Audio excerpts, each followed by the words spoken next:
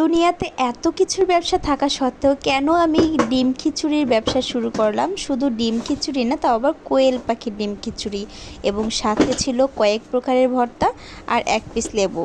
আর বাসায় আমি কিভাবে পুডিং তৈরি করি, কয়েক প্রকার পুডিং নিয়েও কিন্তু আমি ব্যবসায় নেমেছি। তো সব কিছু আপনাদের সাথে আজকে শেয়ার করব।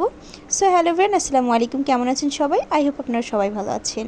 দেখতেই পাচ্ছেন কিন্তু প্রথমে আমি কি সুন্দর করে পুডিং রেসিপি করতেছি, দেন এটা কিন্তু ড্রাগনের পুডিং হবে। আর এখানে ফ্রুটস পুডিংটা, তো সব কিছুই কিন্তু বাসায় আমি ঠিক এভাবেই বানাই এবং একা হাতে আমি সব কিছু রেডি করি। আর এখানে এই যে দেখতে পাচ্ছেন, এটা কিন্তু ডাবের পুডিং ছিল। আমি সুন্দর করে একটু ডিজাইন করে নিই শিউলি ফুলের মতো, দেন আমি এটাকে সেট করি। আর এটা বাজার, এটা পরের দিনের ভিডিও, একটু একটু করে ভিডিও করি, কারণ আমি ভিডিও করার একবারই সময় পাই না। আমি খুবই তাড়াহুড়া করে রান্নাবান্না করে নিয়ে চলে যাই আমার দোকানে। তো যাই হোক, এই যে দেখতে পাচ্ছেন আমি কিন্তু চাষির চালটা ব্যবহার করি আমার কোয়েল পাখির যে ভাইরাল খিচুড়িটা আছে সেটাতে।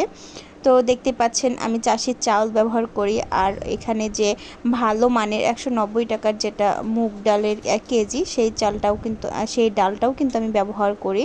আর সাথে কিন্তু মসুর ডালও আমি ব্যবহার করি। তো বাই দ্য ওয়ে, অনেকেই কিন্তু আমার কাছে কোশ্চেন করেছিল যে কোন চালটা ব্যবহার করি আর কোন ডালটা ব্যবহার করি। তো তাদের জন্য কিন্তু আমি কোশ্চেনের অ্যান্সারটা করেই দিলাম। দেন আমি এই যে এখন রান্নাবান্না করব আর এখন ভর্তা করছি। অনেকেই বলে আমি পাটায় ভর্তা করি কিনা। না ভাই, আমি এই যে এই পাটাটায় ভর্তা করি, এটাই হচ্ছে আমার মেইন পাটা। এটা রংপুরের ঐতিহ্যবাহী একটা জিনিস। তো যাই হোক, এই যে আমি আমার ভাইরাল কোয়েল পাখি ডিমের খিচুড়ি রেডি করেছি। এখন আমি ভর্তাগুলো ওইদিকে রেডি করে নিয়েছি। এখন আমি দোকানে চলে যাব। তো রিক্সা করে আমি এখন টেবিলটা নিয়েছি, খাবারগুলো নিয়েছি, কয়েক প্রকারের পুডিং ছিল, সেগুলো ভিডিও করতে একদমই সময় পাইনি। খুবই তাড়াহুড়ার মধ্যে আমি সব কিছু নিয়ে আমি চলে গিয়েছি রিক্সা নিয়ে। তো আমার কিন্তু মোটামুটি অনেক কষ্ট হয়, কারণ সব কিছু আমি একা হাতে করি এবং একা হাতে নিয়ে যেতে হয়। এই যে দেখতে পাচ্ছেন একটা বড় ব্যাগ ছিল নিচে, আরেকটা ব্যাগ আমার হাতে নিয়েছি সিটের মাঝে। তো এই তো দোকানে এসে মোটামুটি রেডি করেছি। আরও কয়েক প্রকারের পুডিং ছিল, সেগুলো আমি রেডি করতে পারিনি।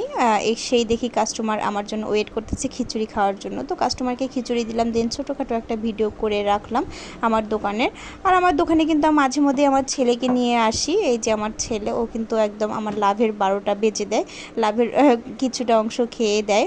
তো যাই হোক, কেন আমি খিচুড়ির ব্যবসাটা শুরু করেছি, এটা কিন্তু পুরো একটা ইউনিক খাবার। কোয়েল পাখির ডিমের খিচুড়ি এ পর্যন্ত কেউ করেনি, সেজন্যই কিন্তু আমি এটাকে বেছে নিয়েছি। ইউনিক কিছু করতে আমার ভালো লাগে তাই। তো যাই হোক, সবাই আমার জন্য দোয়া করবেন, আমার দোকানে আসবেন। আমার দোকানের লোকেশন হচ্ছে আগারগাঁও নির্বাচন অফিসের ঠিক অপোজিটে।